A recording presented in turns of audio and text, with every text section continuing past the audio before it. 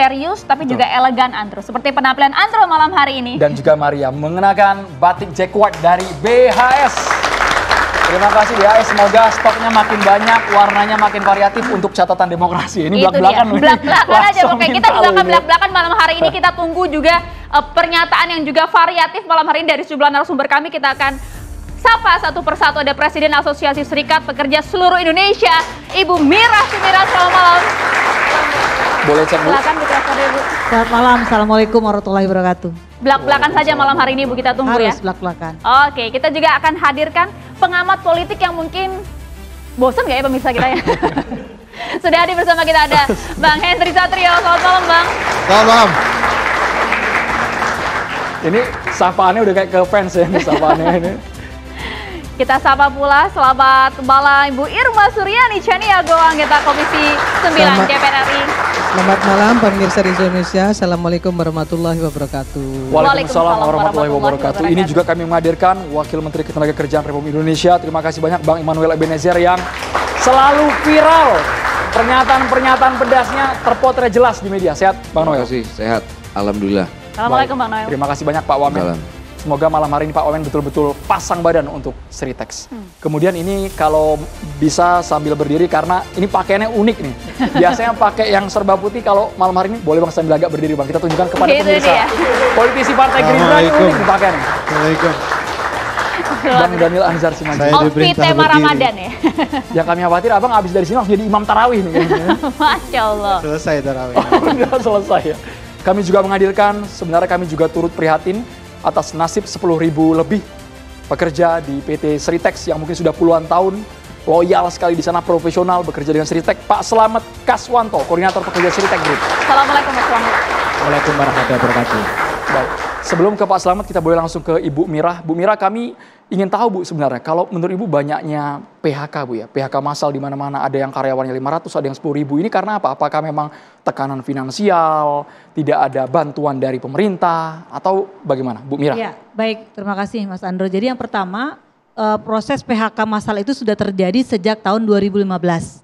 Nah, terjadi pada saat itu di sektor industri perbankan, kemudian 2017 di sektor industri jalan tol ada otomatisasi yang diberlakukan di hampir 100% di sektor jalan tol, dan terutama ya salah satunya anggota saya 20.000 orang ter-PHK di Jasa Marga dan lingkungannya itu. Jadi tidak salah, tidak aneh ketika ada kawan-kawan yang lewat jalan tol sudah tidak ada orangnya sekarang ini. Itu otomatisasi. Kemudian muncul lagi di COVID 2020.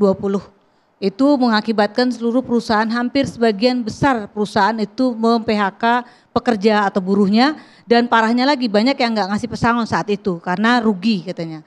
Kemudian ditambah lagi muncul terbitnya Undang-Undang Omnibus Law Cipta Kerja, yang di dalam proses dalam Undang-Undang Omnibus Law itu mudah sekali bagaimana kawan-kawan kami paginya kerja, siangnya bisa di PHK tuh dengan alasan rugi karena bunyinya begitu undang-undang itu gitu ya. Kemudian Gimana Bu, paginya kerja siang di PHK Bu? betul, paginya kerja, siangnya di PHK. Itu bisa terjadi karena undang-undangnya ngomong gitu. Dimungkinkan gitu, Undang-Undang Omnibus Law Cipta Kerja. Kemudian lagi ditambah lagi dengan kemudian ada peraturan Menteri Perdagangan nomor 8 tahun 2024 yang katanya akan direvisi nih, Februari selesai 2025. Tapi itu membuat bukan hanya pabrik tekstil dan alas kaki yang terdampak, tapi juga elektronik dan UMKM kita. Itu gara-gara Permendak itu, dan saya berkali-kali menyampaikan kepada pemerintah dicabut.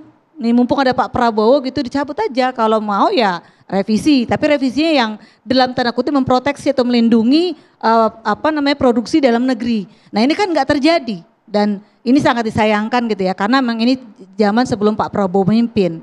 Nah kemudian sekarang ini juga ditambah lagi kenaikan harga pangan yang sempat 20%, dan itu sampai sekarang nggak turun-turun tuh kalau pangan, dan sekarang juga rakyat sudah menjerit. Nah kemudian lagi kawan-kawan ini juga pengusaha, kalau dibilang intensif sih saya yakin pemerintah sudah memberikan intensif yang luar biasa. Karpet merah sudah digelar, tetapi lagi-lagi contoh Sritex, nih contoh Sritex ya. Sritex ini kan manajemennya sudah berkali-kali, bosnya Sritex itu menyampaikan ini gara-gara Permendak gitu ya. Dan kalau Pak Wamen, Pak Bang Noel, saya menyapa beliau mengatakan bahwa akan dibantu gitu ya. Mungkin itu di permukaan Bang. Tetapi di dalamnya itu kan dia punya utang puluhan triliun tuh. Seharusnya ditanya itu utangnya kenapa gitu ya, bagaimana, harusnya begitu. Jadi nggak hanya pemerintah menyamatkan dalam tanda kutip karyawannya karena itu proyek nasional atau perusahaan skala nasional, tapi juga pemerintah harus melihat hulunya bukan hilirnya.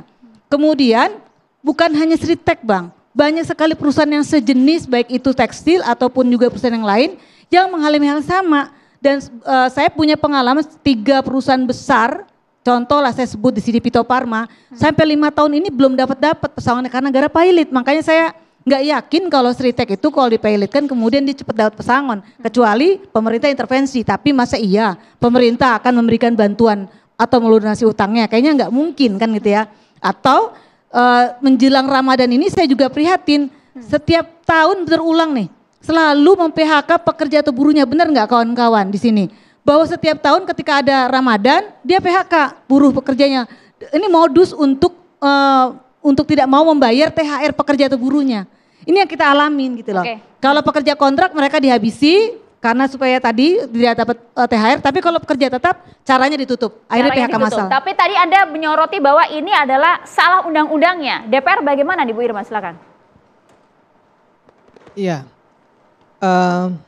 Sebetulnya kondisi Sritek ini merugi itu bukan sekedar hanya karena undang-undang ini, ya, tapi sudah dari mulai COVID itu kerugian yang dialami oleh Sritek itu secara berturut-turut dari 2020, 2022, 2023 itu sudah berlangsung besar. Ditambah lagi dengan Permendak yang disampaikan oleh sister saya tadi, memang itu membuat makin hancur produksi manufaktur terutama tekstil, ya, karena impor barang-barang jadi, baju-baju jadi itu dari luar negeri itu benar-benar gila-gilaan, yang kemudian memukul perusahaan-perusahaan dalam negeri.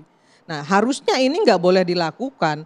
Bahkan yang membuat saya makin marah itu ya, masa iya Indonesia mengimpor barang baju-baju bekas gitu loh dari luar negeri? Ini gimana mikirnya gitu loh. Ya. Walaupun kondisinya masih sangat bagus-bagus, tapi ini juga ikut memukul produksi dalam negeri Indonesia. Belum lagi yang impor-impor barang-barang jadi dari Cina dan lain sebagainya itu betul-betul memukul perusahaan-perusahaan tekstil kita. Harusnya itu di stop, bukan cuma direvisi. Saya minta pada Pak Daniel Azhar ini, Dinda, sampaikan kepada Presiden stop itu. Karena Kementerian Tenaga Kerja sudah berulang kali berkomunikasi dengan Kemendak untuk melakukan revisi itu tidak digubris. Nah, saya yakin dengan Pak Prabowo hari ini itu harus direvisi. Alasan tidak digubris seperti apa Ibu Irma? Sesaat lagi ditanggapi. Kita harus jeda hanya di catatan demokrasi pemirsa.